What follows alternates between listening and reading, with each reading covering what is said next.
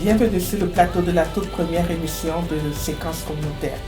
L'émission Séquences communautaires abordera les problématiques que nous vivons au quotidien. Le thème de ce jour est « Autisme, parlons-en et brisons les tabous ». Selon le modèle clinique, l'autisme, encore appelé trouble du spectre de l'autisme ou TSA, est un trouble neurodéveloppemental permanent qui influence le mode de communication et d'interaction d'une personne avec autrui et avec le monde qui l'entoure. Cette condition neurologique peut affecter le langage corporel et la posture, les interactions et les relations sociales, les modalités d'interaction avec ses intérêts et les capacités de traitement sensoriel. L'autisme existe dans toutes les cultures, ethnies, races et identités de genre. Pour en discuter avec moi sur ce plateau, je reçois deux invités qui sont parents d'un enfant autiste. Elles ont accepté de partager leur expérience en tant que mère d'un enfant autiste. Bienvenue Clotilde et Nathalie. Merci d'avoir accepté mon invitation. Merci Sandra. Merci de nous avoir invités sur le plateau de Grand Men TV. Bonjour Sandra et merci de nous avoir invités sur le plateau de Grand Men TV.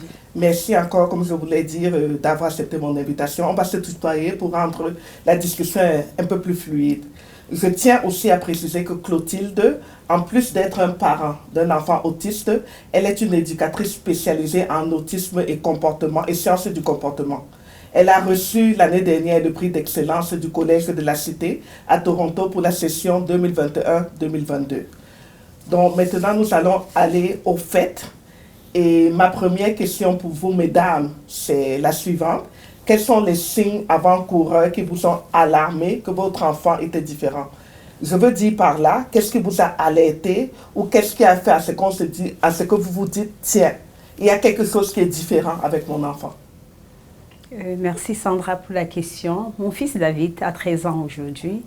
C'est à l'âge de 2 ans et demi, je crois 2 ans 6 mois, que j'ai commencé à vraiment à m'alarmer. Pourquoi? Parce qu'il ne parlait pas couramment comme les autres enfants. Donc je suis allée voir son médecin de famille qui m'a dirigée directement vers un collège des spécialistes. Et puis par là, le diagnostic est tombé, que mon fils était autiste.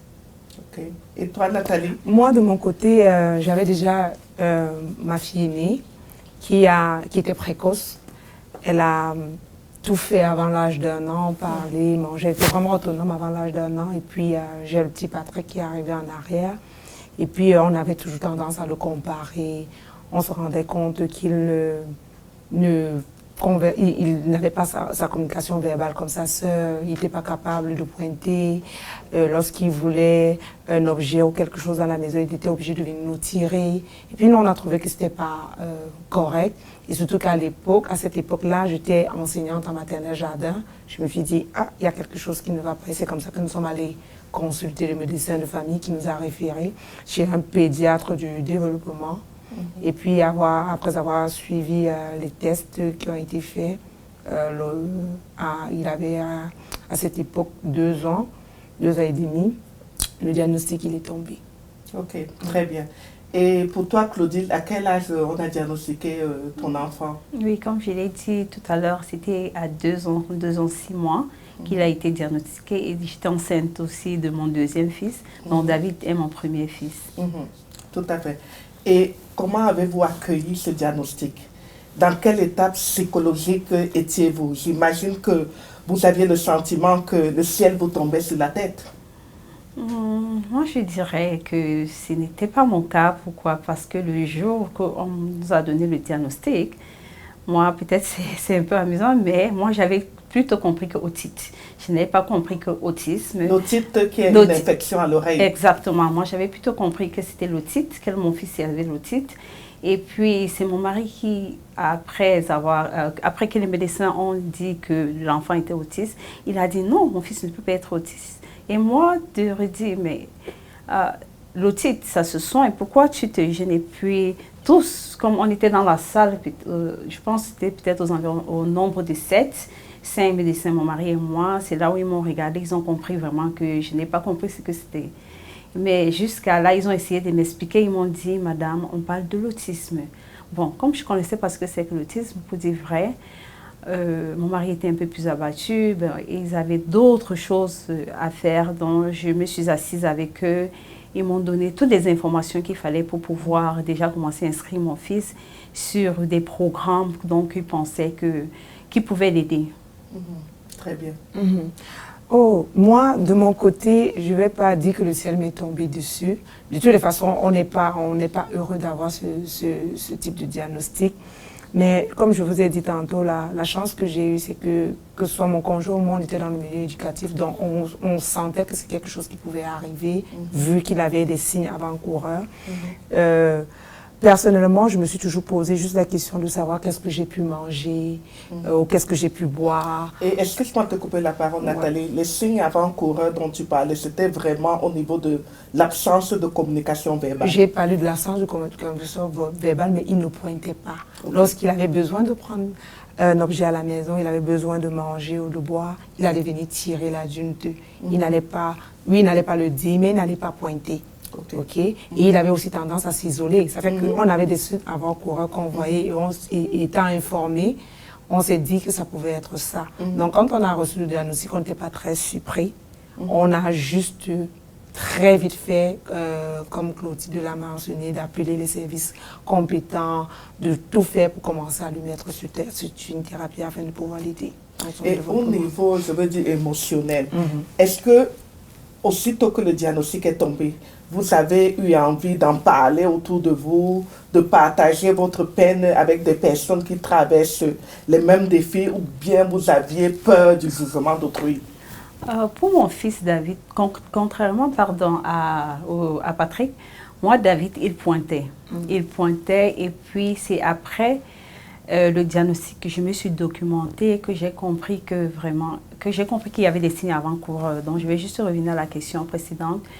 Donc mon fils, il répétait des mots, donc pour dire comme banane, il disait banana, banana déjà, parce qu'il allait dans une garderie anglophone, il disait banana, banana, banana. Il pouvait dire apple, apple, apple, apple. Et puis moi, je parlais autour de moi déjà, mais je ne sais pas si j'avais su avant que c'était l'autisme, je devais en parler, mais avant même le diagnostic, je parlais déjà autour de moi. Mais ce qui me revenait, c'était que tu sais, les enfants évoluent de façon différente. Il y a des enfants qui parlent à 4 mois, à 8 mois, ils ont peut-être des petits premiers mots, d'autres qui vont parler peut-être à 3 ans. Donc il faut juste attendre. Il faut juste attendre. Oui, quand j'ai reçu le diagnostic de mon fils, j'ai parlé autour de moi. La première, c'était ma mère, qui est toujours ma confidente. J'ai essayé de parler à ma mère, aussi à ma belle famille. Je n'avais pas beaucoup d'amis parce que je venais juste d'arriver du Canada. Donc ceux que je côtoyais, j'ai essayé un peu de leur parler pour voir si ils pouvaient m'aider en quelque chose. Donc d'autres me donnaient peut-être des liens à aller lire, des documents à lire, des livres à lire. Donc pour moi, ça n'a pas été un sujet vraiment tabou pour moi. Donc je parlais vraiment autour de moi. Tu étais très ouverte à l'idée de partager ton expérience. C'est vrai, j'étais très ouverte. Mais c'est ça, je répète toujours, je ne sais pas si je savais déjà ce que c'est que l'autisme, la sévérité de ça. Je ne sais pas, je ne peux pas dire que peut-être je devais réagir de la même façon. Je ne sais pas si je devais avoir le courage peut-être d'aller parler aux gens autour de moi, mais ce qui est sûr, j'ai parlé aux gens. Donc dans ton incompréhension du sujet, on va dire, tu étais déjà très ouverte, très à l'aise d'en parler, même comme tu savais effectivement que tu ne maîtrisais pas très bien le sujet. Oui, exactement. Et même quand j'ai commencé à maîtriser le sujet, je parlais autour de moi. Ça n'a jamais été un sujet tabou pour moi. Et de ton côté, Nathalie? Moi, de mon côté, ceux qui me connaissent, ceux qui me côtoient au quotidien savent que Patrick, c'est toute ma vie. Ça n'a jamais été un sujet tabou pour moi de sortir avec lui, de le présenter, de sensibiliser autour de moi. Mais ce que moi j'ai pu constater, c'est que ça a impacté négativement sur certaines relations que nous avions, parce qu'il y a des personnes qui vont commencer à t'éviter, parce qu'ils se disent c'est un enfant qui bouge beaucoup, qui ne veut pas, peut-être tu viens chez lui, il va casser, il va faire ci, il va faire ça, ce qui est tout à fait normal. On respecte ça. Et puis nous, personnellement, on s'est dit on va pas se cacher, on va pas cacher notre fils, parce qu'il a besoin de sortir pour socialiser. Si on le garde avec nous, c'est comme on va développer un petit monstre, c'est parce qu'on veut. On veut qu'il aille vers les autres, qu'il socialise et qu'il apprenne à vivre dans cette société. Donc, personnellement, c'est pas un sujet tabou pour nous. On en parle et on continue de sensibiliser autour de nous. Et on respecte les personnes qui trouvent que nous ne sommes pas les bienvenus avec notre enfant. Tout à fait. Oui, je vais juste rajouter quelque chose, Sandra, si tu me permets. Bien sûr, bien sûr. En fait, c'est pas quand moi, par exemple, je pense aussi que c'est la même chose pour Nathalie, quand nous disons qu'on l'a pris de façon, peut-être, essayons de dire peut-être sportive, on l'a bien pris, ce n'est pas pour essayer de minimiser la peine d'autres parents que dès qu'ils reçoivent le diagnostic de leurs enfants, c'est comme si le ciel leur tombe dessus. Non, c'est seulement que, comme moi j'ai expliqué, par exemple, je ne connaissais vraiment pas ce que c'est que l'autisme. Et puis même quand j'ai su, pour moi, je me suis dit, c'était mieux d'en parler. Quand on ne connaît pas, c'est mieux d'en parler et puis on peut apprendre et peut-être trouver peut-être des solutions auprès de certaines personnes. Et juste pour dire que, quand je l'ai précisé au départ, je suis dans le domaine de l'éducation, j'étais avec les plus petits, donc il y avait des signes que je voyais, j'entendais parler, j'ai fait des recherches, ça fait que quand le diagnostic est tombé, on n'est pas vraiment, on n'est pas comme vraiment, on ne s'effondre pas, on n'est pas choqué parce qu'on avait quand même un doute. On se disait, on a fait des signes avant-coureurs. Et puis on a même vu des enfants. Moi, dans l'école où j'ai commencé à enseigner, j'avais une petite que j'allais observer tous les jours. Et puis je me disais, écoute, si elle est capable de fonctionner, et si jamais c'est le diagnostic de Patrick, pourquoi je ne vais pas me mettre, je ne vais pas travailler fort pour qu'il puisse être capable de fonctionner aussi. Donc, c'était ça. C'est pas pour dire, comme tu as dit, qu'on ne minimise pas la douleur de certains parents qui font peut-être le deuil. Il y a des personnes qui n'acceptent jamais et on respecte ça. On respecte ça. Mais quand on est en train de parler de l'acceptance, est-ce que vous pensez que l'autisme, c'est vraiment une condition neurologique qui est encore mal comprise, stigmatisée, ou parce que je constate, vous venez de répondre à cette question, ce n'était pas un sujet tabou pour vous, mais par rapport aux autres, pourquoi est-ce que vous pensez que c'est tabou pour eux? Pour moi, je vais d'abord dire que c'est pas parce que nous, on n'a pas pris ça comme un sujet tabou qu'on ne ressent pas de la peine. C'est qu'on ressent de la peine, mais on se dit que c'est mieux, peut-être c'est mieux pour nous de penser d'abord à l'enfant. C'est de penser d'abord à l'enfant.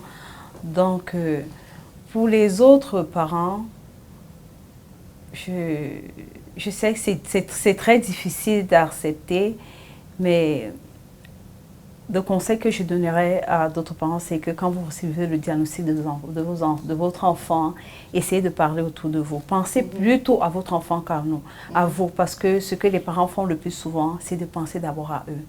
En pensant à nous, on n'aide pas notre enfant. Parce que même si c'est pour des enfants neurotypiques, on a besoin, tout enfant a besoin de son parent pour recevoir une éducation, pour se développer normalement. Donc, je pense que chaque parent devrait avoir cette force-là, puiser cette force-là, qui n'est pas du tout facile, mais penser d'abord à son enfant. Donc, placer l'enfant vraiment au centre. Au centre. L'enfant, c'est la priorité. Moi, je pense que beaucoup de parents, parfois, ne trouvent pas la force parce qu'au sein de la communauté, c'est des sujets qui sont tabous, qui sont stigmatisés. Il y a des préjugés. Donc, moi, je pense que tout part de là. Parce qu'à un certain moment, on les appelle dans la communauté où nous sommes, il y a des personnes qui osent encore les appeler les enfants sorciers. Désolé, le thème, ça peut être choquant, mais ce qu'on vit, il y a des personnes qui estiment que ton enfant est mal élevé. Il y a des personnes qui estiment que tu ne lui donnes pas la bonne éducation. Ça fait qu'il y a certains parents qui vont être choqués parce qu'ils vont se dire comment le regard des autres vient influencer sur eux. Ils vont se dire, mais qu'est-ce que les autres vont penser de moi? On va commencer à se cacher. On va plus sortir pour côtoyer des personnes parce qu'on a peur du regard des autres. Oui, l'autisme, de mon point de vue et de ce que je ressens autour de moi, est un sujet qui est encore tabou. C'est un sujet... les enfants autistes sont stigmatisés. Les parents d'enfants autistes, parfois, il y a des préjugés qui ne sont pas souvent vrais. Pour rebondir à ce que tu dis, Nathalie, est-ce que tu ne penses pas que c'est un sujet tabou, stigmatisé, parce que les gens ne comprennent pas vraiment. Je voulais en venir. Je voulais dire qu'ils ont tous ces préjugés parce qu'ils sont ignorants du fonctionnement des enfants autistes. Ils se disent que ce sont des enfants. Oui, ce sont des enfants qui sont différents, mais ce sont des enfants qui fonctionnent, qui ont leur code. Il suffit juste de pénétrer dans leur monde, de comprendre comment ils fonctionnent pour te rendre compte que ce sont des enfants qui sont super adorables, que ce sont des enfants qui peuvent aussi à leur manière socialiser. Il suffit juste que qu'on partage leur mode de fonctionnement. Je vais prendre un cas assez simple. Moi, quand j'arrive quelque part avec mon fils, je sais qu'il n'aime pas des endroits qui seront fermés, donc je ne vais jamais l'amener dans un endroit fermé parce qu'il aura l'impression d'étouffer, l'espace sera trop petit pour lui. Mais si je dois l'amener dans un endroit ouvert, je vais arriver, je vais commencer à dire, écoute, fais attention, il pourrait venir vers toi chercher un câlin, il pourrait peut-être arracher ta sucette, je vais prévenir les personnes qui sont autour de moi pour qu'ils ne soient pas surpris de voir ce style de comportement.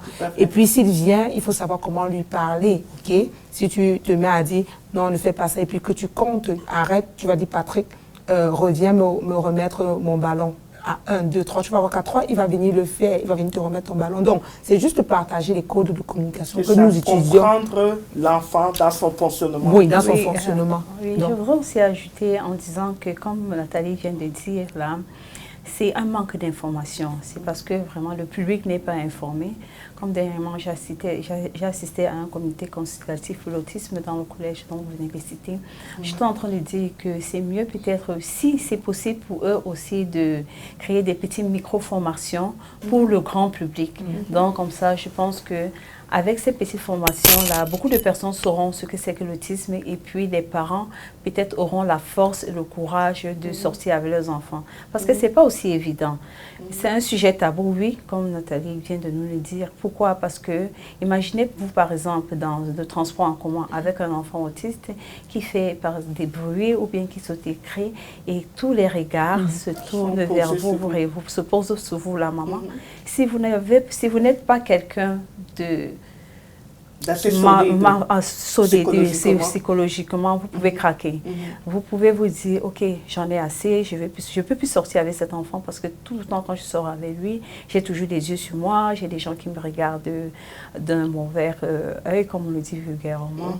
Donc, pour moi, le sujet, pour que ce ne soit plus un sujet tabou, il faut que ça doit passer par de l'information. On doit informer le grand public, pas seulement ceux qui travaillent avec les enfants ou tout ça. Ou les parents des enfants. Oui. Et puis, on doit aussi beaucoup accompagner les parents. Parce que ce que j'ai aussi remarqué, après le diagnostic, tous les services qui sont offerts aux enfants. Ils ne sont pas offerts aux parents. Donc, je pense qu'on doit aussi créer des petits services pour soutenir des parents afin que ces parents puissent soutenir leur enfant. Tout à fait, tout à fait. Oh, ça, c'est des très bonnes remarques qu'il faudra vraiment qu'on mette en place parce que les parents aussi, on a tendance à oublier les parents qui eux aussi vivent tout un changement. Et on est focalisé sur l'enfant. Oui, l'enfant c'est la priorité, mais il y a beaucoup de parents qui ont besoin aussi d'un soutien. Qui ont besoin d'un soutien pour l'acceptance. Parce que vous avez cité tout à l'heure, Clotilde, vous prenez le métro avec l'enfant à l'intérieur qui fait beaucoup de bruit, les regards sont dirigés vers vous et ça peut pousser un parent à ne plus prendre ce transport en commun. Justement. Mais il faut aider le parent dans ce dépassement-là pour se dire, ok, ces regards-là ne doivent pas m'empêcher de sortir avec mon enfant. Ces regards-là ne doivent pas m'empêcher d'aller où est-ce que je veux avec mon enfant. Donc, c'est très important de mentionner le soutien qu'on doit aussi apporter au niveau des parents. Et la prochaine question, qu'est-ce que vous pourriez dire aux parents qui déjà, n'acceptent pas le diagnostic et qui ne veulent pas le révéler à l'école? Ce que je dirais d'abord, je vais d'abord m'adresser par exemple aux autorités compétentes, comme j'ai dit tout à l'heure. Je pense vraiment que les parents ont besoin d'un service. Ils ont besoin aussi de soutien. Et aux parents, qu'est-ce que je vais dire? C'est aider votre enfant à vous aider demain. Pourquoi? Parce que moi, mon fils maintenant a 13 ans. Mon fils, bien qu'il ne prend pas bien, il se lave pas bien, mais il y a des soirs où je dis, David, tu vas aller te laver, il va verser sur lui. Si je suis très fatiguée, il va verser sur lui, il va mettre, même s'il ne s'essuie pas bien, c'est le soir, il va dans son lit, il va mettre son pyjama et puis il va aller se coucher. Donc, si on n'aide pas notre enfant, on ne dirige pas dans les services compétents, on va pas, on va manquer quelque chose. On va manquer quelque chose. Je dis toujours aux parents que essayez de faire tout ce que vous pouvez pour pouvoir aider votre enfant. Ne pensez pas à vous, pensez d'abord à votre enfant parce que ce sont eux qui ont le plus besoin. Aidez-les, demain ils vont vous aider. Vous allez voir que en les aidant, ça vous a beaucoup, ça va vous aider à la longue. Ça va vous soulager, surtout que vous allez vieillir, vous n'allez pas demeurer jeune, par exemple, pour faire leur repas, pour les prendre le bain, pour peut-être les amener à peut-être faire une marche à l'extérieur. À un moment donné, vous ne pourrez pas. Et c'est ça, parce que le but ultime, en fait, c'est de rendre ces enfants autonomes. Oui. Donc, tu m'as pris le mot dans la bouche, j'étais en train de dire, c'est vrai que parfois c'est difficile pour certains parents d'accepter, mais il ne faut pas penser à demain, pensons sur le long terme. Le long terme, c'est l'avenir, c'est le futur. Pensez à rendre votre enfant autonome. Ça, pour moi, c'est mon plus gros combat. Savoir aujourd'hui que mon fils est capable de pouvoir se lever tout seul le matin. Savoir que quand je me lève, je vais me diriger vers le sous-sol. Je vais aller m'échanger. Je vais attendre pour prendre mon bain. Je l'accompagne dans ça. Travailler son autonomie. Si on n'accepte pas le diagnostic, ce sera difficile de passer à la prochaine étape. Pour passer à la prochaine étape, la première recommandation, ce serait d'accepter le diagnostic. Une fois qu'on a accepté le diagnostic, qu'est-ce que je fais? Comment je fais pour parvenir à rendre mon enfant autonome? Et ne pas révéler le diagnostic à l'école. Pour moi, ce serait faire une erreur énorme. La preuve en est qu'aujourd'hui, mon fils est en classe spécialisée à l'école Sainte-Jeanne d'Arc. C'est sans publicité, c'est juste que c'est grâce à ses premiers pas dans cette école qu'il est capable d'être ce petit garçon autonome. Ok? Parce que oui, tu es capable de lui dire, Patrick, voici ta routine, il va le suivre. Tu vas dire, Patrick, va chercher ta boîte à dîner. Il sait là où on met sa boîte à dîner, il sait là où il range ses jouets. Avec l'aide de ses éducatrices, de son enseignante, c'est quelque chose de formidable, j'ai une espérance formidable que nous vivons. Il y a ce plan d'enseignement individualisé, ce qu'on appelle vulgairement le PEI, qui a été mis en place pour répondre aux besoins de mon enfant, qui a été mis en place en tenant compte de ses intérêts, de ses forces, de ses besoins. Donc, c'est en révélant le diagnostic que l'école est capable d'accompagner votre enfant. C'est en révélant le diagnostic que l'école est capable de mettre en place un cadre idéal pour promouvoir la collaboration entre la maison et l'école.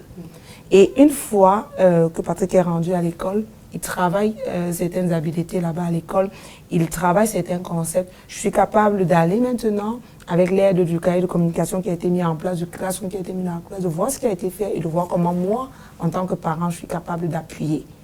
Donc, si on n'accepte pas, on n'est pas capable d'aller vers cette prochaine étape qui est d'aider notre enfant. Oui, je vais rajouter un peu quelque chose, Sandra. J'aimerais dire aux parents que plus l'enfant est diagnostiqué tôt, plus il a plus de chances d'évoluer. Ce n'est pas nous qui le disons, mais ce sont des recherches. Et puis, quand on voit autour de nous, on voit vraiment que c'est une réalité. Parce que, par exemple, comme nous sommes au Canada, il y a certains services qui sont offerts et c'est gratuit.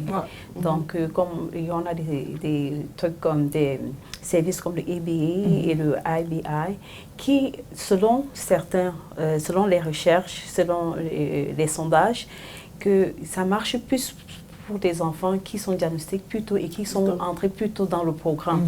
Donc, aux parents qui sont là dehors, vraiment, on vous encourage d'aller faire diagnostiquer votre enfant parce que vous ne perdez rien en faisant diagnostiquer vos enfants, même si parallèlement, vous voulez peut-être, je ne sais pas, je veux dire parallèlement, si vous voulez peut-être faire d'autres traitements, parce qu'on ne peut pas interdire à un parent de faire des traitements parallèles, mais je pensais surtout d'abord à la sécurité des enfants. Parce que moi, par exemple, comme je suis africaine, sont tous ici déjà sur le plateau. On sait déjà que par exemple en Afrique, il y a des choses. On pense par exemple que peut-être en donnant des potions aux enfants, peut-être ça va les ouvrir la bouche et ça va les permettre de parler, quoi. Donc essayer au plus mieux de faire tout ce qui entre dans la sécurité de l'enfant. Moi, j'ai dit toujours, faites tout ce que vous voulez, mais si ça ne touche pas la sécurité, la santé des enfants, pour moi, je suis OK. Donc, c'est très important, pour revenir encore sur le point, vous l'avez dit, de partager le diagnostic avec les personnes compétentes. Et l'école, vraiment, c'est le maillon essentiel avec qui on devrait partager le diagnostic. Parce qu'il y a des gens assez compétents qui se retrouvent à l'école et qui sont là pour aider les enfants. Donc, c'est important pour les parents qui ont des enfants autistes de partager ce diagnostic parce qu'une batterie de spécialistes vont se mettre en place et ils vont vraiment, comme Nathalie le disait, monter avec la collaboration des parents, bien entendu, et des personnes aussi externes qui consultent l'enfant, que ce soit le pédiatre, le psychologue, les ergothérapeutes, l'orthophoniste. Tous ces spécialistes-là vont se mettre ensemble pour créer vraiment un plan d'enseignement individualisé qui va aider l'enfant. Donc, c'est vraiment, on encourage les parents à s'ouvrir, à aller vraiment chercher de l'aide qui va permettre à l'enfant de s'épanouir et de favoriser sa réussite. Donc maintenant, on va parler de la vie quotidienne. Aujourd'hui, la vie au quotidien avec vos enfants autistes, comment ça se passe? Moi, avec mon fils est scolarisé, donc il va à l'école normalement. Il a un bus scolaire qui le prend à la maison le matin et qui le ramène dans l'après-midi. Ce que je fais en dehors des heures de cours, on a une routine, comme par exemple, on peut l'amener au parc. Il aime beaucoup jouer au parc, donc on va l'amener au parc. Les week-ends, je peux l'amener par exemple faire du trampoline. On sort avec lui.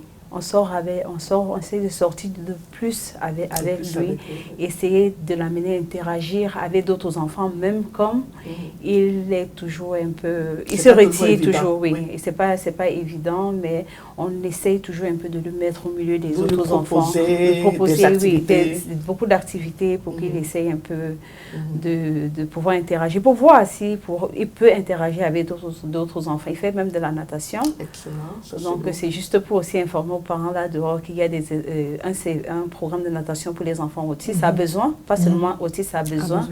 Donc dans la région où je suis, Alton, on appelle ça ICANN. Donc c'est un service 1 à 1. Oh, ça c'est bien. Oui. J'ai le même service à Brampton pour Patrick qui fait la natation avec un instructeur. C'est du 1 à 1. Donc, nous, pour les routines, c'était ça mon plus gros combat parce que comme, je ne sais pas si je l'ai mentionné au départ, je suis maman de 4 enfants. L'aînée a 7 ans et puis la quatrième, elle a 14 mois. Donc, je suis, on dit ici, full-time mom, busy mom.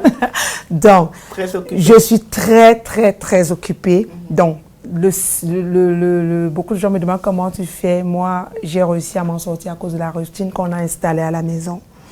Une routine qui concerne tout le monde, qui concerne nous les parents, qui concerne les enfants, qui concerne les grands-mamans parce qu'on a la chance d'avoir nos formidables mamans à qui je fais un coucou particulier, maman Rose, maman Lisette, qui nous appuie au quotidien, qui se relaie pour nous apporter ce soutien-là. Donc, il y a cette routine qui est installée le matin. Quand ils se lèvent, ils savent ce qu'ils doivent faire. Et puis, il y a, au départ, on utilisait les pictogrammes. Nous sommes sortis de là. Aujourd'hui, il y a son Proloco Togo, qui, comme je dis une fois de plus, est un instrument qui a été mis en place en collaboration avec l'école. Tout à fait. Qui le ramène à la maison. Donc, quand il se lève, il sait exactement ce qu'il doit faire et quand le faire. Et avec l'aide de sa grande sœur, de son petit frère, de sa petite sœur, qui l'accompagne dans ce quotidien-là. Lui aussi, il a des tâches et des responsabilités à la maison parce qu'on s'est dit, il faut qu'on l'autonomise. Il ne faut pas juste qu'on demande à ses frères ou à ses sœurs de toujours tout faire pour lui. Il sait que quand je mange, je dois aller ranger mon plat, voilà où je mets les ordures, comment je sépare les déchets. Il sait que quand je reviens, voilà là où je range mes souliers, là où je mets mes habits le soir, là où je prends mon pyjama. Bref, on a ce système de routine qui est mis en place et qui nous aide chacun à pouvoir mieux fonctionner. Et puis, c'est très important aussi de prendre soin de nous en tant que parents. Je continuais de le dire, je le partageais avec d'autres parents. Souvent, on veut tout faire pour nos enfants, c'est vrai, mais il faut trouver du temps pour soi, pour que ça ne vienne pas dégrader les relations, que ce soit entre parents, dans le couple, ou bien que ça ne dégrade pas les relations avec même nos frères, nos sœurs, nos mamans qui sont là pour nous aider. C'est important qu'on sache qu'à un certain moment, chez moi, l'heure où tout s'arrête, où mon contrat de mère finit, c'est 20h.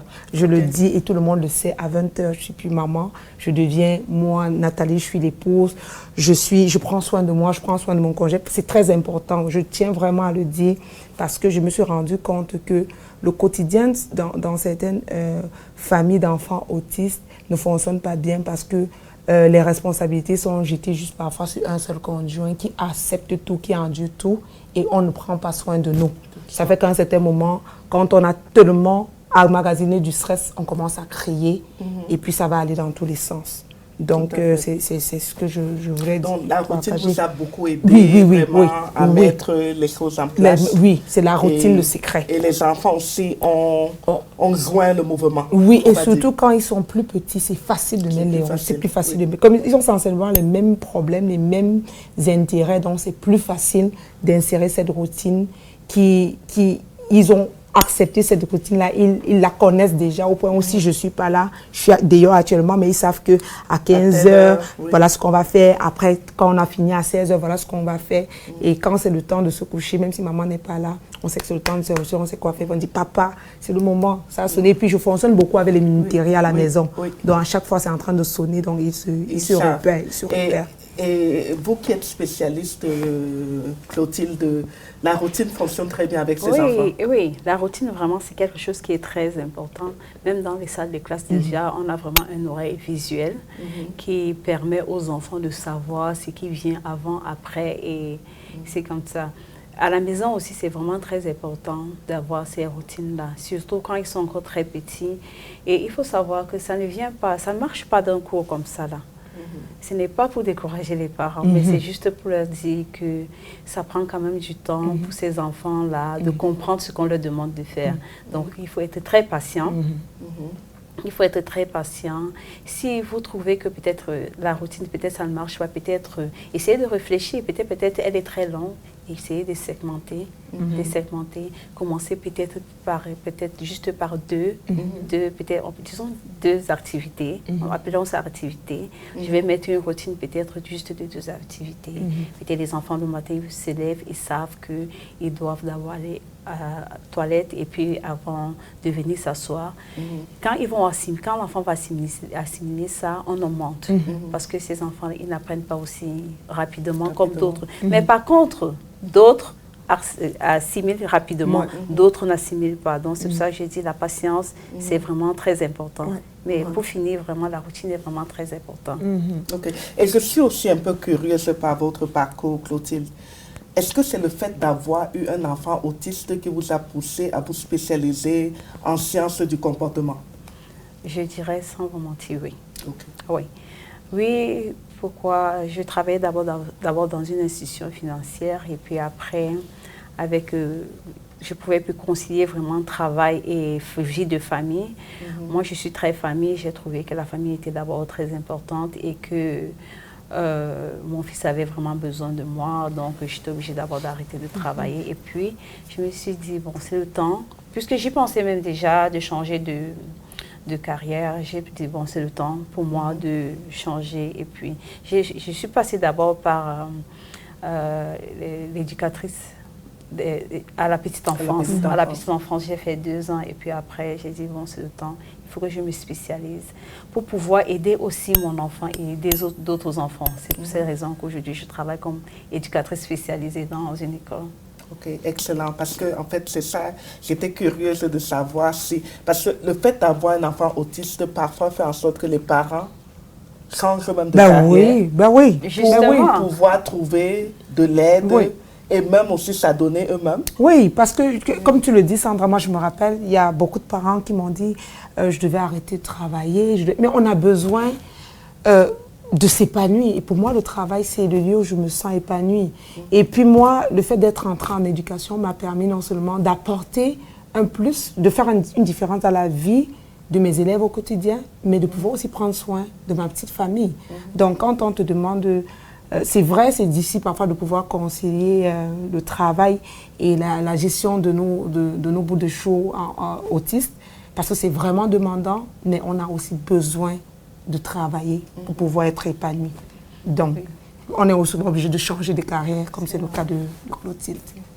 Oui, déjà, quand on sait que même déjà avec des enfants neurotypiques, avec 4 enfants par exemple neurotypiques, ou même 2, c'est pas du tout évident. Non, non. Donc, imaginez que vous avez un enfant qui a vraiment besoin de vous pour pouvoir non seulement se développer et puis évoluer dans la vie. Donc, ça vous amène parfois à réfléchir autrement. Et moi, maintenant, je suis entrée dans le métier. Je me sens vraiment très bien dedans, donc pas seulement pour mon fils, parce que ce que je vois, c'est pas maintenant je trouve que ce n'est même plus seulement pour mon fils. Je me sens vraiment très bien à l'aise dedans.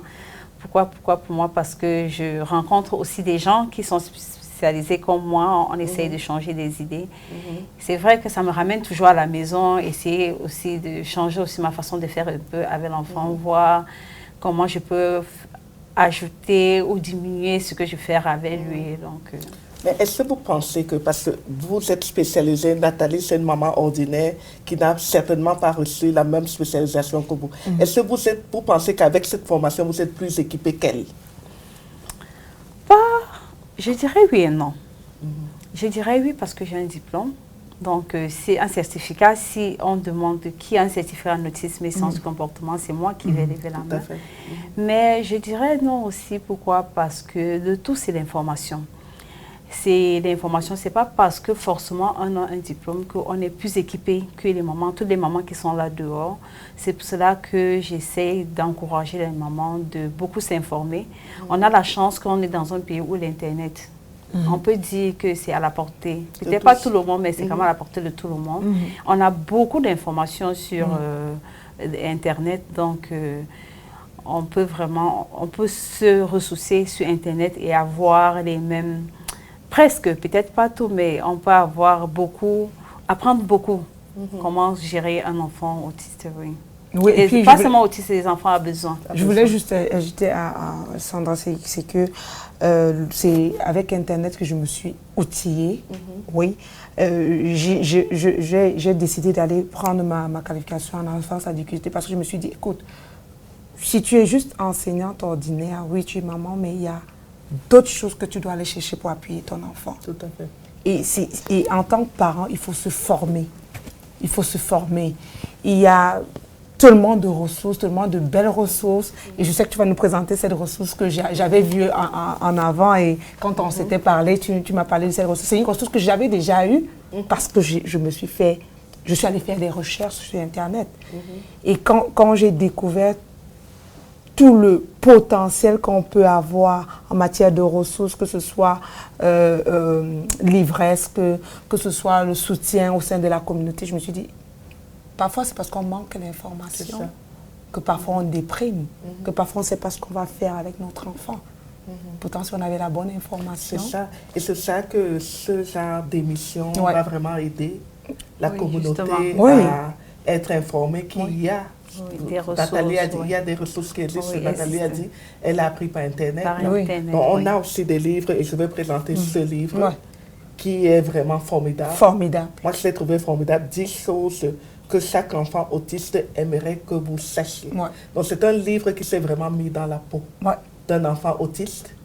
Et le livre vraiment vous dit comment chaque enfant autiste se sent. Je vais lire certains paragraphes du livre.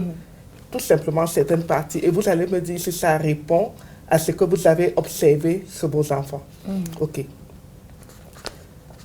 Je vais parcourir quelques petites pages. Ça, c'est une phrase que j'ai beaucoup aimée. L'hypothèse qui voudrait qu'un enfant qui ne peut pas communiquer n'aurait en réalité rien à dire est aussi ridicule que de supposer qu'un adulte sans voiture n'aurait nulle part où aller. Mais oui.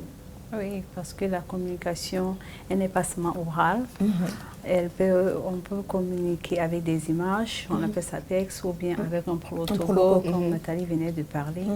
Il faut que nous sachions que dans la vie, on est différent. On est différent.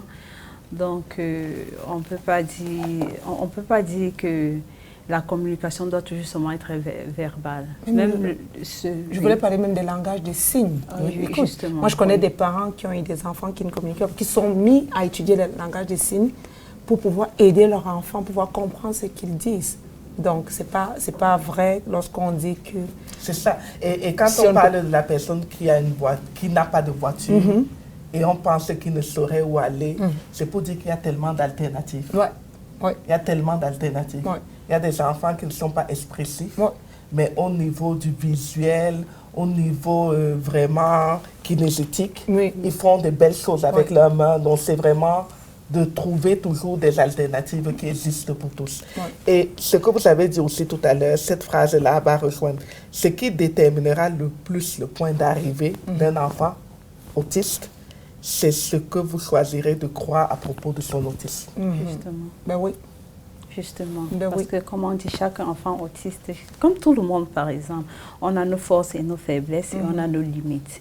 Donc, si un parent déjà observe son enfant et essaye d'exposer son enfant dans des services vraiment compétents, il va trouver à la fin que on va aider cet enfant-là à atteindre vraiment son maximum et qui va l'aider demain. Son plus haut sommet. Oui, son plus haut sommet et qui va l'aider demain. Et n'oublions pas que même pour qu'il atteigne son plus haut sommet qui va l'aider demain, c'est très important de lui offrir des choix.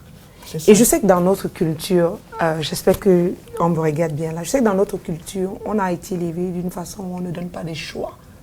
Mais apprenons à leur donner des choix parce que ils ne font pas souvent certaines choses, pas parce qu'ils ne peuvent pas, pas parce qu'ils ne sont pas capables. Pas parce qu'ils ne veulent pas. Pas parce qu'ils ne veulent pas, mais c'est parce qu'ils ne peuvent pas.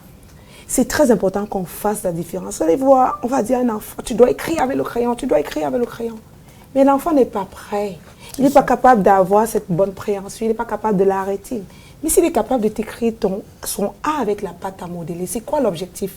Qu'il écrive son A ou qu'il écrive avec un crayon. C'est ça. Qu'il soit capable d'utiliser son iPad pour te rédiger le texte ou qu'il soit capable de le faire avec un crayon. Apprenons à leur offrir des choix. Et c'est pour cela qu'on dit bien de faire la différence entre je ne veux pas et je ne peux pas. Justement. Parce que c'est très important. C'est très important. On a tendance à croire que ces enfants-là ne veulent pas faire, alors qu'ils ne peuvent pas tout simplement faire de la manière dont nous leur demandons. C'est ça. Et parfois aussi, ils peuvent, mais nous, on trouve peut-être qu'ils ne peuvent pas. On ne les expose pas à certaines choses. Parce que je sais que là dehors, oui, des parents, comme toute maman, comme tout parent, on aime protéger les enfants. Mais il y a des parents que pour eux, ils n'essayent même pas. Ils n'essayent pas de voir si mon enfant est capable peut-être de tenir un crayon. Ils disent seulement que non. Je vois que cet enfant-là n'est pas capable de tenir un crayon, ou bien cet enfant-là n'est pas capable de peut-être sortir avec moi pendant 30 minutes de sortie. Il faut essayer. Il faut toujours essayer, et c'est par là qu'on voit ce que son enfant est capable de faire et ce que son enfant n'est pas capable de faire. Et une chose que je voudrais ajouter en tant que parent, évitons de transmettre nos peurs à nos enfants.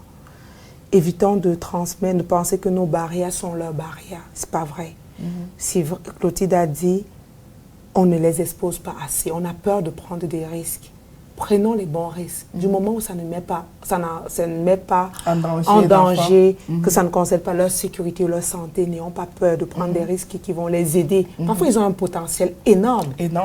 Mais parce qu'on les étouffe, on ne leur donne pas ses choix, on ne les laisse pas essayer des choses, on ne se rendra même jamais compte de ce qu'ils sont capables de faire, de toutes les belles choses qu'ils ont en eux. Ils sont capables de faire de belles choses. C'est pour ça qu'on dit aussi ici, concentrez-vous et bâtissez sur ce que je peux faire et plutôt le contraire. Justement. Tu vois, parce qu'on a tendance toujours à voir ce qu'ils ne peuvent pas faire. Surtout que tout le monde ne peut pas être Premier ministre ou Président. Mais on ne sait pas, tu sais, on a rêvé, il y a des parents, je me rappelle un papa qui a dit, je veux que mon fils soit président. C'est vrai, c'est ton souhait, c'est ton rêve. Es-tu sûr qu'il ne va pas rêver d'être un grand architecte ou être un mécanicien. Tu as fait ton rêve, c'est vrai, mais il faut le laisser rêver à son tour. Tout à fait. On l'accompagne. Le plus important, c'est qu'il soit épanoui dans ce qu'il fait, qu'il aime ce qu'il fait. C'est ça le plus important. Et une autre chose aussi, identifier les déclencheurs de crise. Très important. Très important, parce que pour éviter de les frustrer, pour éviter parfois d'être mal pris, moi je pense que souvent, moi mon fils, pour ceux qui le connaissent, c'est un petit perfectionniste. Quand il range, il ne veut pas qu'on vienne briser ses structures ou bien qu'on vienne briser oui. En passant, elle est l'éducatrice spécialisée de Patrick, donc de mon fils, donc elle sait de quoi je parle. Oui. Lui, il adore que lorsqu'il a rangé, que ce soit rangé.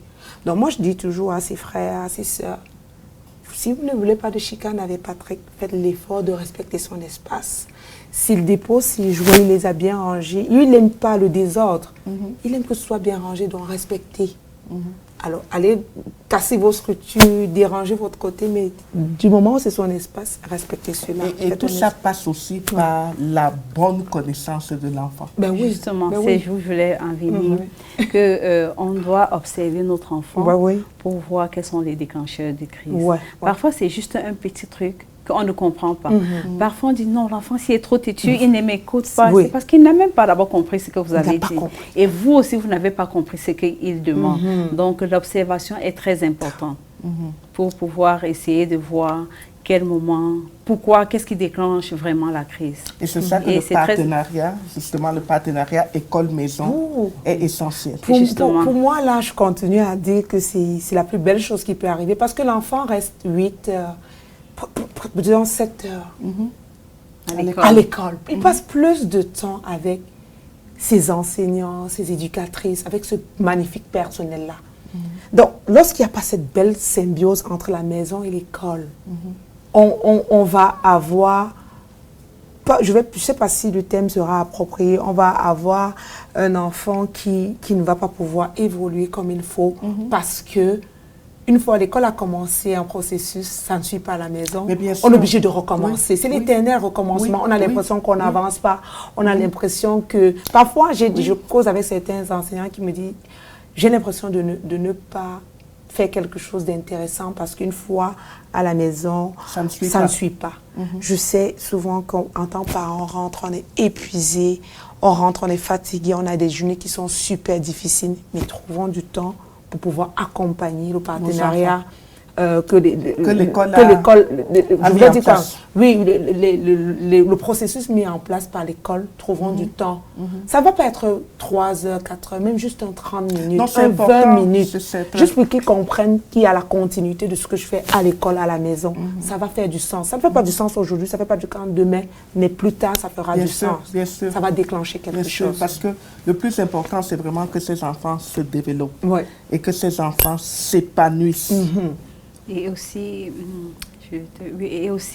il faut que nous disions aux parents là dehors que dépendamment des régions où ils se trouvent, il y a des services qui apportent de l'aide aux parents à la maison. Et tous ces services-là sont gratuits. Donc c'est pour ces raisons qu'on vous dit de vous diriger vers des services vraiment compétents pour vraiment trouver de l'aide. Il y a beaucoup de services qui sont offerts par le ministère et ces services-là sont gratuits. Donc, vous pouvez avoir des services qui peuvent vous envoyer des personnes à la maison pour vous appuyer, pour vous apporter de l'aide. Même si ce n'est qu'un 30 minutes, c'est assez. Donc, c'est beaucoup. Donc, et comme tu parlais de services, je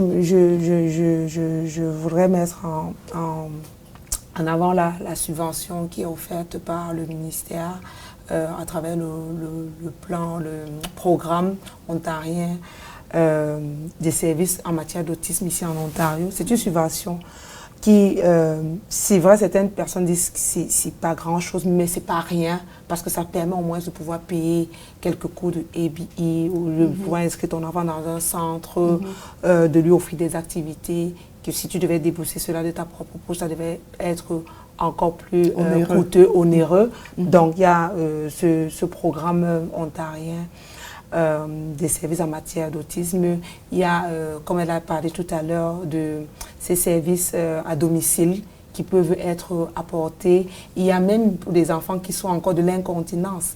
Il y a un service qui est là pour pouvoir vous fournir le nécessaire pour pouvoir rendre votre enfant propre, pour travailler la propreté de votre enfant. Sans commentaire, je pense que c'est SILS.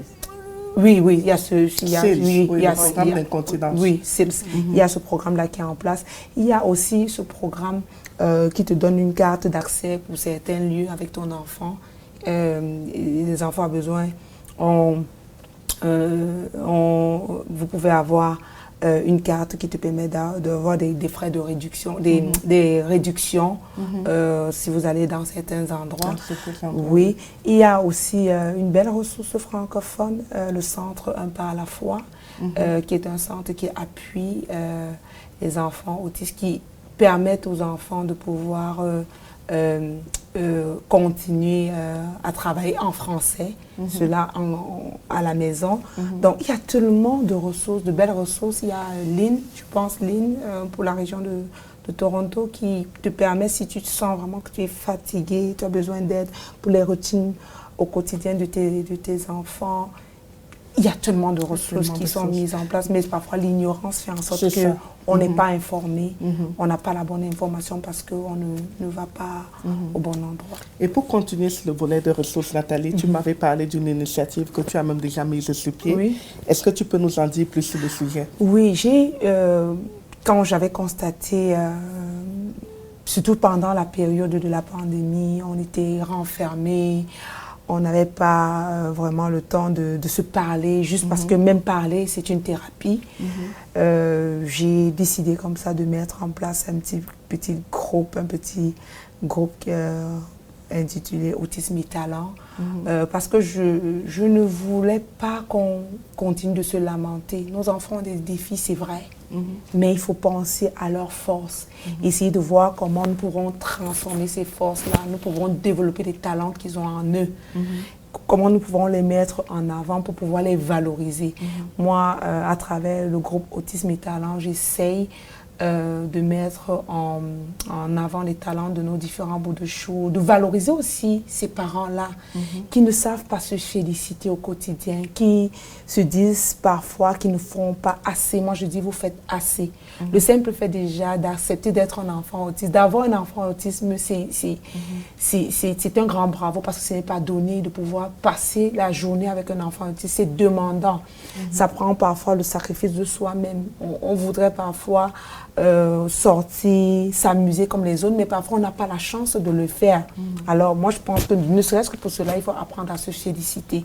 Donc au sein de ce groupe qui est en train d'avoir des nouveaux adhérents au quotidien, nous essayons de valoriser nos enfants, nous essayons à notre manière de pouvoir leur permettre de socialiser. Donc, le groupe est axé sur la démonstration de ce qui est positif sur les enfants et les parents. Comment vous contactez pour ceux qui désirent rejoindre le groupe? Généralement, pour ceux qui désirent rejoindre le groupe, je ne sais pas si je peux donner le numéro de téléphone. Ils peuvent nous contacter au 647 927 5059 647 927 5059 et à travers ce numéro-là, on vous enverra le lien pour nous retrouver au sein, le lien pour pouvoir intégrer le groupe de discussion. Donc, toutes les personnes sont les bienvenues, il n'y a pas de discrimination. Tout ce que nous voulons, c'est juste que nous ne voulons pas recevoir des personnes qui viennent se plaindre. Non.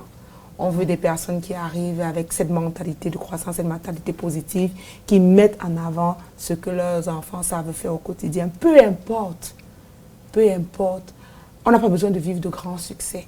Aussi minimes qu'ils soient, nous devons les valoriser. Aussi minimes qu'est le succès, nous devons les valoriser. Est-ce que vous êtes ouvert à recevoir dans ce groupe-là les parents aussi qui sont dans le déni?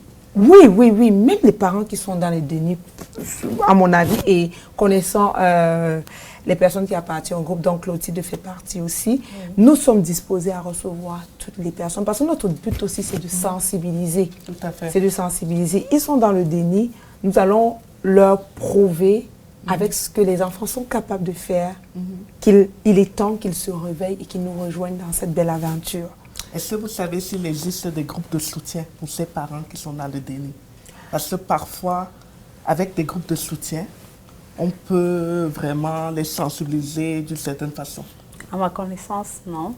Mais comme Nathalie vient de le dire, je fais partie de son groupe.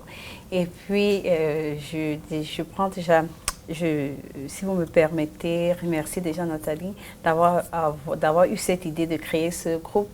Et ce qu'elle a aussi instauré, on a des réunions mensuelles. Donc, chaque fin du mois, Dernier vendredi du mois, traiter un thème.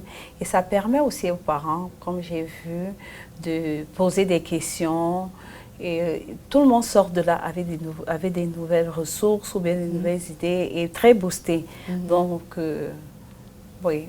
Je peux confirmer aussi parce que j'ai assisté à une réunion et je peux dire que c'était très difficile de quitter la réunion parce que les échanges étaient vraiment très intéressants et on écoutait vraiment les expériences des uns et des autres et ça nous donnait le baume au cœur. Ouais. Donc c'était vraiment très... Et juste pour enchérir, des parents d'enfants autistes, ceux qui ont 2 ans, 3 ans, les plus jeunes, ils profitent de l'expérience des plus vieux.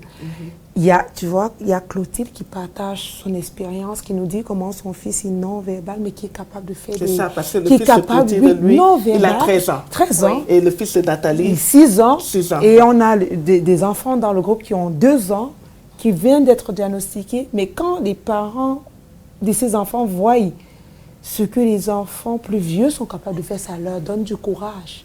On se dit, on est sur la bonne pente. Et tous les jours, moi, je me dis, je suis sur la bonne pente. Je dis à Clotilde, moi, je sais que je suis sur la bonne pente. Parce que si David est capable de faire ce qu'il fait là, étant non-verbal, et avec tout ce que tu as pu mettre en place, tout ce que vous avez pu mettre en place, il est rendu là. Moi, je suis sûre que je suis sur la bonne pente. Et ça me donne de l'espoir. Je me dis, je sais que d'ici 5-6 ans, Patrice sera capable de faire peut-être des choses aussi magnifiques, peut-être de se surpasser. Donc, ça nous donne du courage. Ça nous donne du courage. Justement, c'est pour cette raison que, si tu me permets, qu'on invite tous les parents qui sont là dehors, comme tu nous as déjà donné ton numéro, de nous rejoindre dans ce groupe. Rejoignez-nous. Parce qu'on ne fait pas seulement que parler des enfants, on parle aussi des parents. Des parents. On essaie d'apporter notre soutien aux parents comme on peut. Comme tu as cité aussi Sandra la dernière fois, on essaie un peu de leur dire notre cheminement, surtout pour ceux que les enfants viennent d'être diagnostiqués. Notre cheminement, il les fait comprendre que oui, ce n'est pas une fatalité l'autisme, c'est dur, mais ce n'est pas une fatalité. Donc, les enfants autistes sont capables de faire beaucoup de choses. Oui, exactement. Et qu'un vendredi soir, on a aussi le droit de prendre une coupe de vin, de s'évader. Ben oui, parce qu'il y a des personnes pour qui la vie s'est arrêtée. Mais non, il faut que la vie continue. Il faut que la vie continue, qu'on trouve du temps, qu'on se soutienne, qu'on trouve du temps pour se reposer, mais pour vivre aussi. Parce qu'en tant que parent, on en a besoin. C'est très important ce que Nathalie vient de dire là. Moi, je dis toujours qu'il y a des gens qui me demandent souvent que, mais toi, tu dis que ton enfant est autiste. Je dis que, mais bien sûr, j'ai un enfant autiste. Ce n'est pas que je suis passée par beaucoup d'étapes, c'est vrai. Ce n'est pas que nous sommes des super women, comme on dit, ou des super mamans, non. C'est que, ayant parcouru toutes ces étapes-là, on veut juste vous encourager là-dehors. Il faut savoir que nous, on a perdu du temps, mais on ne veut pas que vous perdez ce même temps. Donc, apprenez de nous. On a le courage, la force, la volonté de vous dire, de vous donner notre parcours. Profitez-en et puis essayez de vivre votre vie. Vous avez pas une fatalité. Tout à fait. Et en plus, je me rappelle quand je racontais ma petite histoire, il y a des mamans qui ont des enfants qui sont un peu plus vieux que Patrick, qui m'ont dit, si c'était à recommencer, je ferais ci, j'instaurerais la routine plus tôt, je travaillais telle partie de son autonomie. Ça prouve que même ceux qui ont traversé certains états se disent, si j'avais des choses à refaire, voilà ce que je ferais. On apprend tous. Il n'est jamais trop tard pour apprendre. Donc, juste pour dire, autant les plus jeunes vont apprendre des plus vieux, autant les plus vieux vont apprendre. Nous sommes en apprentissage permanent. OK. Excellent. L'émission tire à sa fin en 30 secondes. Le mot de la fin pour conclure sur ce beau sujet. Clotilde, vas-y. Merci beaucoup, Sandra, pour l'invitation sur la télévision Grameen TV, la télévision qui vous valorise. Vraiment, mon dernier mot sera aux parents. aux parents des enfants autistes là-dehors, l'autisme n'est pas une fatalité, je le dis toujours. Il y a des enfants autistes qui sont capables de faire beaucoup de choses. Je ne vais pas citer le nom peut-être de certains penseurs ou bien de certains grands chercheurs, juste peut-être parce que je ne veux pas me tromper, mais je sais qu'il y a beaucoup qui étaient des autistes là-dedans. Les enfants autistes sont capables de faire beaucoup de choses et je vous encourage vraiment à faire diagnostiquer vos enfants le plus tôt possible. Parce qu'on a la chance d'être au Canada. Pour ceux qui sont au Canada, il y a des services gratuits qui sont offerts et plus ces services plus les enfants sont entrés dans ces services plus tôt, mieux c'est pour eux. Donc, vraiment, beaucoup de courage à nous. Ne nous prenez pas comme des super-women, non. Ce n'est pas que... On a aussi nos moments de faiblesse, mais on essaye. Ce qu'on fait, on essaye. Moi, par exemple, j'essaye toujours de mettre mon fils en avant. Je me dis toujours que ce n'est pas moi qui suis sur le spectre de l'autisme. Oui, c'est mon fils. Donc, et puis, il a besoin vraiment de moi pour pouvoir être s'épanouir demain et pour pouvoir peut-être...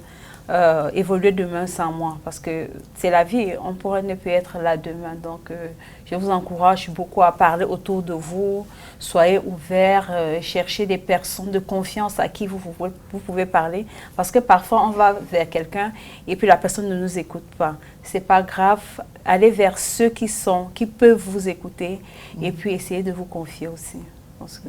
Ça, c'est mon mot de fin. Merci Clotilde et Nathalie. Moi, comme mot de fin, je tenais d'abord à te dire merci de cette occasion que tu nous donnes de pouvoir partager ce sujet sur le plateau de Grameen TV. Mon mot de fin s'adresse à tout le monde, peu importe qu'on soit parent ou non d'un enfant autiste. Nous sommes avant tout des humains et en tant qu'humains, on doit développer de l'empathie. Et on doit toujours être à l'écoute. On doit se battre pour choisir de vivre heureux, peu importe les obstacles qui se mettent devant notre chemin. La vie est parsemée d'obstacles et nous devons choisir de transformer chaque obstacle en opportunité. Pour moi, mon fils, c'est ma bénédiction et j'essaie au quotidien de me battre pour essayer de l'accompagner, pour donner de l'espoir à ceux-là qui sont encore dans le déni, pour les amener à pouvoir comprendre que c'est possible d'être parent d'enfants autistes et de travailler en même temps. C'est possible d'être enfant autiste et d'aller de l'avant avec les maternités parce que je sais que ça bloque certains parents. C'est possible d'être parent d'enfants autistes et de réunir autour de soi la fratrie pour accompagner cet enfant, les parents, les grands-parents. C'est possible de le faire. Ça demande juste de la patience, ça demande juste de la détermination, ça demande qu'on sensibilise autour de nous et qu'on arrête de toujours imaginer ce que les autres pensent de nous. Le plus important, c'est ce que nous pensons de nous et ce que nous comptons faire de notre vie. Donc, c'est sur ces mots-là que j'aimerais terminer notre rencontre. Merci beaucoup Clotilde, merci Nathalie d'avoir accepté cette invitation. L'émission tire à sa fin et à très bientôt pour un nouveau numéro de Séquences communautaires sur Grameen TV, la télévision qui vous valorise. D'ici là, portez-vous bien.